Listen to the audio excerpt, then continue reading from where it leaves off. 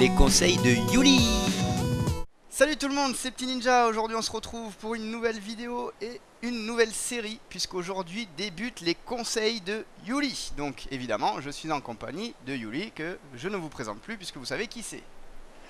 Et bonjour tout le monde, bah oui, Yuli au bout du fil pour vous faire profiter de quelques bons conseils de récupération pour faire vos belles maquettes. Voilà, donc une nouvelle série que je lance avec vous aujourd'hui et donc en compagnie de Yuli. Le but étant de vous proposer tout simplement des petites astuces, des petits tuyaux pour la réalisation de vos maquettes, pour l'amélioration de vos kits, pour faire du kit bashing, de la customisation. Enfin voilà, vous verrez, il y a plein de trucs qui vont arriver.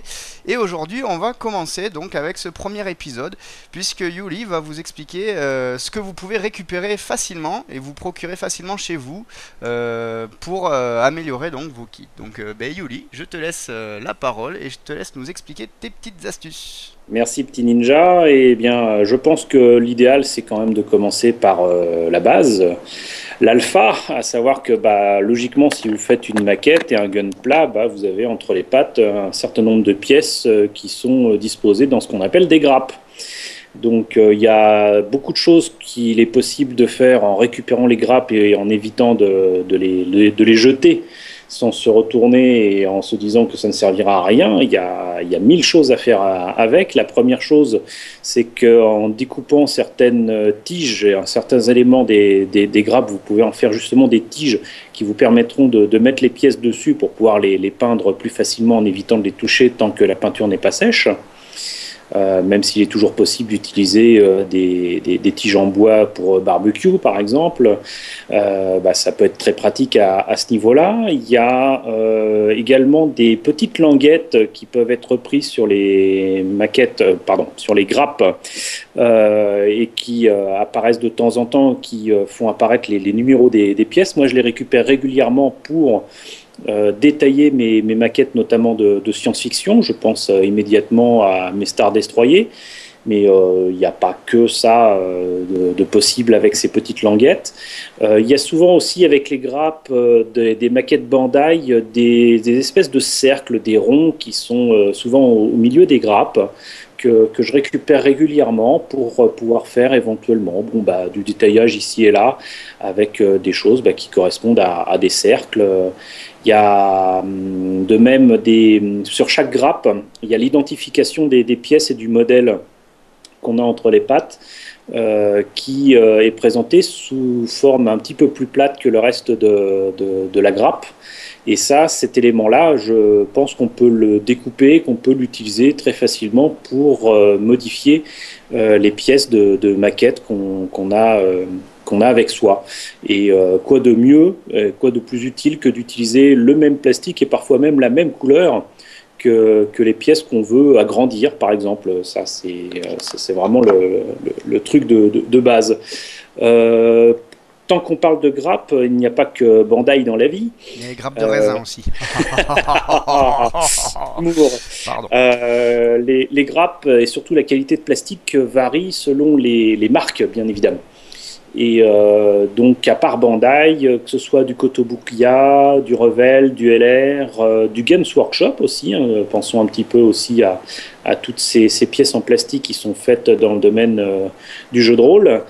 Il y a différentes qualités de plastique, mais surtout de forme. Moi, par exemple, ce que j'aime bien faire avec les grappes issues des maquettes Citadel Games Workshop, c'est qu'on aura remarqué que très souvent, elles sont carrées et non pas rondes ou cylindriques comme chez Bandai. Et du coup, il y a moyen d'utiliser ces grappes-là et de les découper en petits morceaux pour, par exemple, faire des briques. Les briques de mur pour une échelle, on va dire un 35 à 48, c'est parfait pour ça. Pour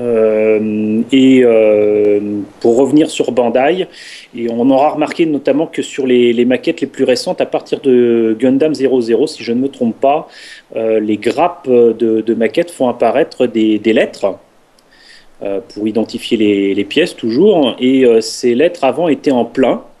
Et maintenant, c'est en creux, c'est-à-dire que bah, pour moi, en fait, ces lettres peuvent servir éventuellement pour faire des pochoirs et pouvoir marquer éventuellement des pièces, des lettres A, B, C, D, E, F. Il y a en fait 1000 possibilités d'utilisation avec ces grappes.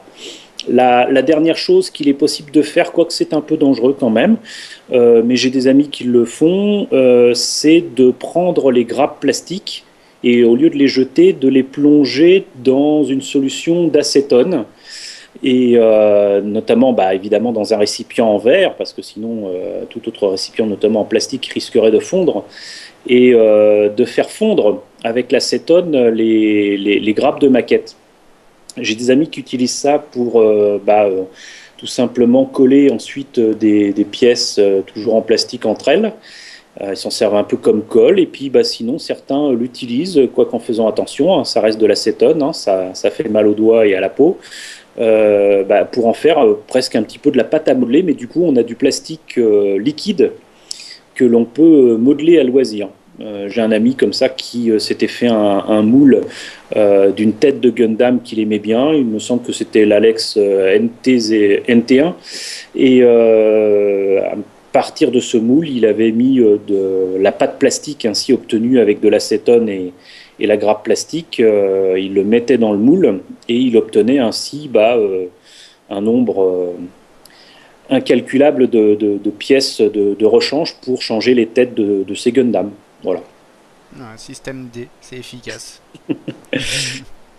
Mais donc ça, c'est qu'un premier atout avec les grappes de plastique. Alors tout n'est pas à récupérer. Je ne conseille pas de garder toutes les grappes parce que alors sinon on est très très vite envahi de pièces qui vont faire passer votre atelier pour un capharnaüm et l'antre d'une bête particulière qui ne sait faire que de la maquette, mais il y a quand même de grandes possibilités, beaucoup de choses à faire avec ces grappes-là.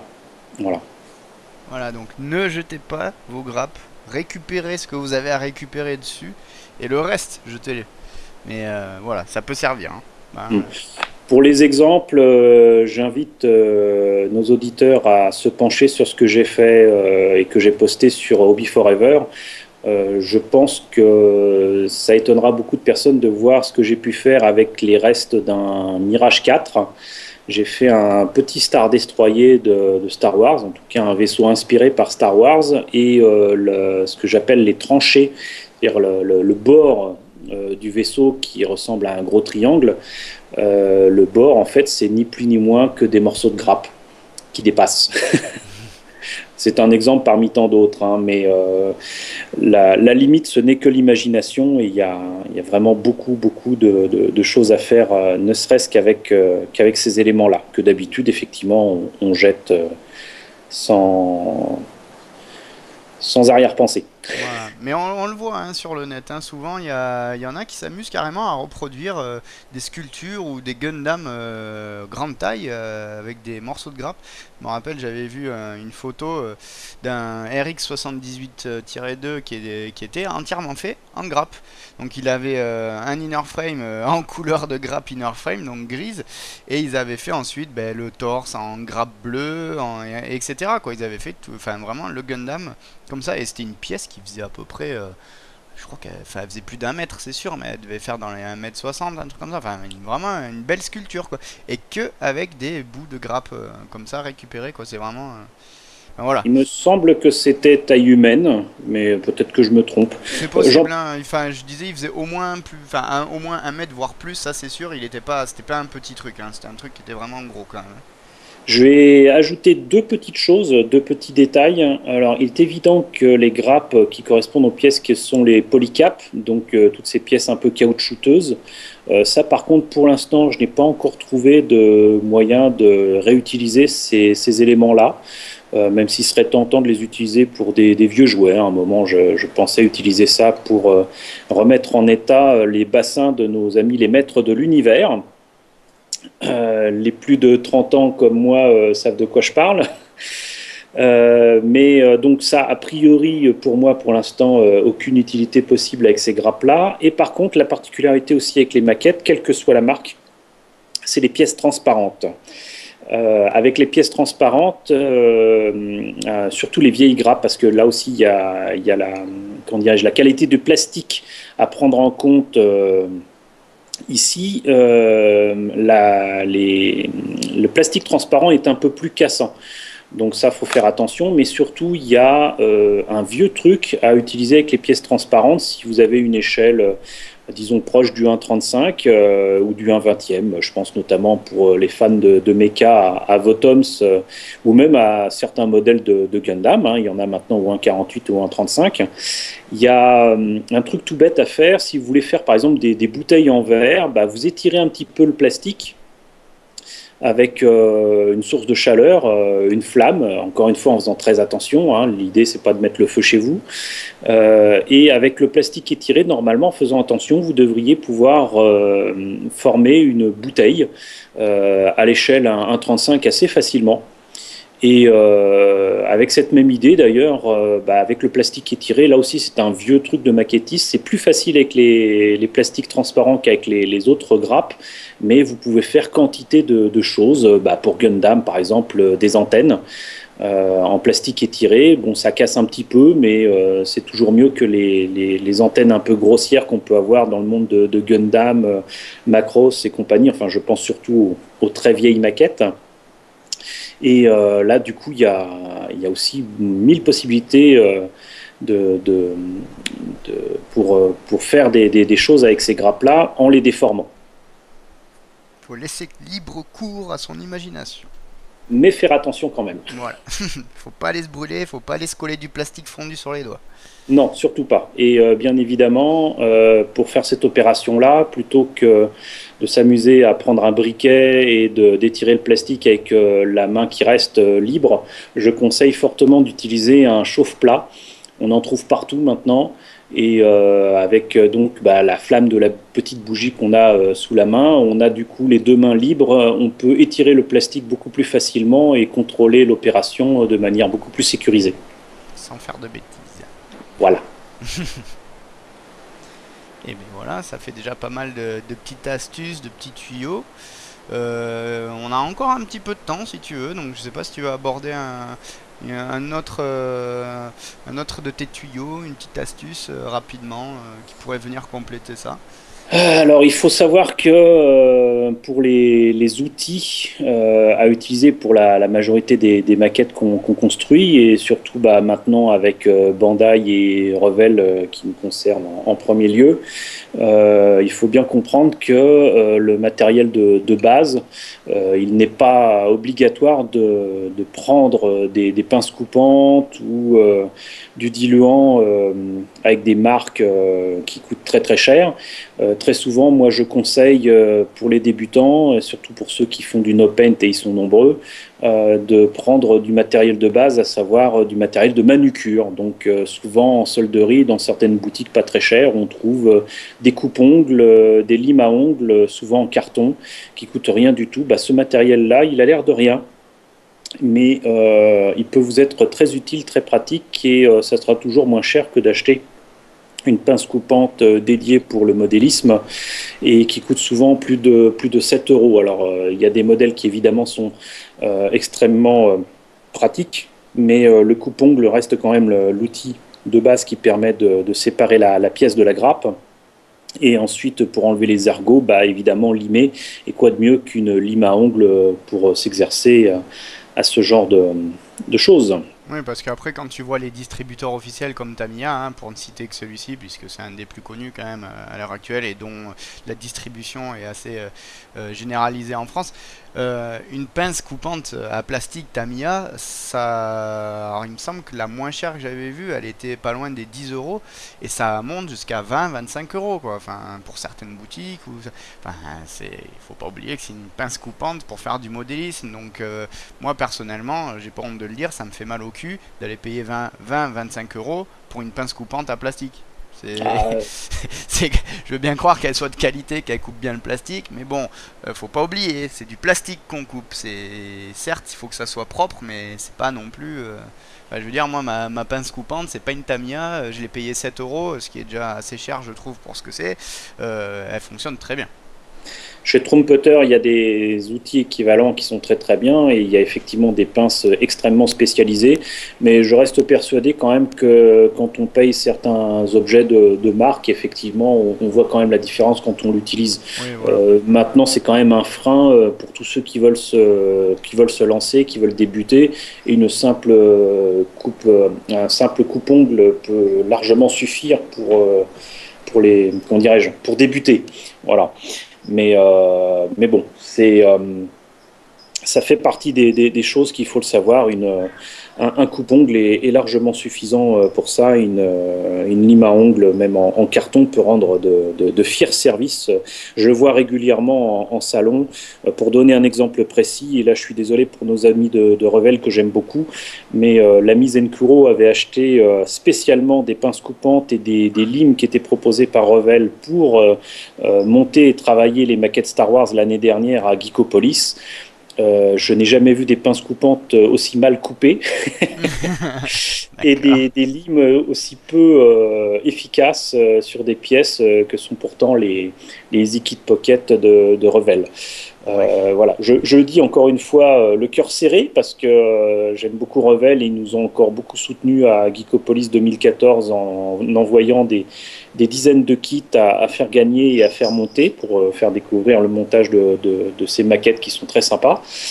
Mais alors le matériel et surtout les outils qu'ils proposent sous marque Revel, ça vaut rien. C'est dommage. Faut le dire, oui, c'est dommage.